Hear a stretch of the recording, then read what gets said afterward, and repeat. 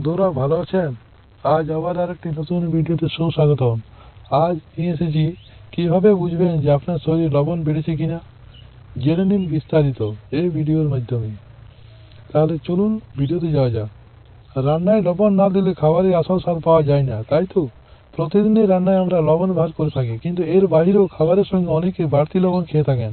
অর্থাৎ এমন অনেকেরই আছেন যারা ভাত কিংবা অন্য কোনো খাবারের সঙ্গে কাঁচা লবণ খেয়ে থাকেন। অথচ এই সামান্য ভুল কত বড় বিপদ ডেকে আনতে পারে তা অনেকেই জানেন। জেনে আশ্চর্য হবেন যে একটু স্বাদ বাড়াতে গিয়ে আমরা নিজেদের ঠেলে দিচ্ছি হৃদরোগে, হাইপার টেনশন ও স্ট্রোকের মতো ঝুঁকিতে।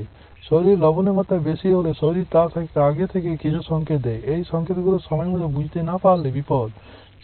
তাই চলুন জেনে নেওয়া যাক শরীর লবণের মাত্রা বেড়েছে কিনা, কোন কোন সংকেত বা লক্ষণ দেখে বুঝবেন।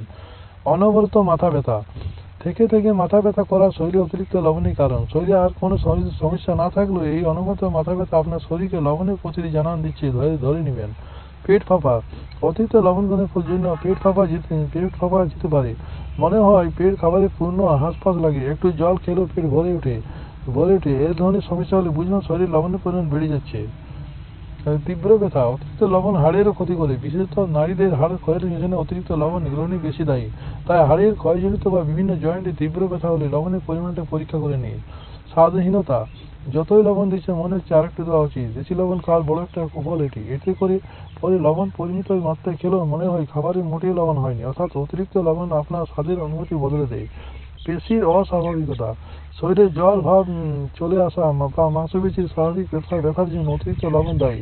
শরীরে সোডিয়ামের ভারসাম্য ঠিক না থাকলে ত্বক কুচকুচে আসে বা ফুলে ওঠে। তাই লক্ষ্য রাখুন বিশেষ কোনো কারণ ছাড়া মোটা হয়ে যাচ্ছেন কিনা বা ত্বক কুচকে আসছে কিনা,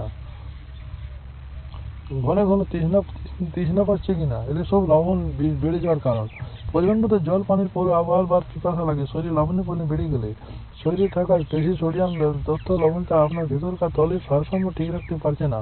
এটা জল শূন্যতার প্রাথমিক লক্ষণ। এমনটা দেখা দিলে শরীরে সোডিয়ামের পরিমাণ পরীক্ষা করা উচিত। তাহলে দেখবেন বন্ধুরা, কত সুন্দর ভিডিওটি। এরকম ভিডিও পাওয়ার জন্য এই চ্যানেলটি সাবস্ক্রাইব করতে ভুলবেন না।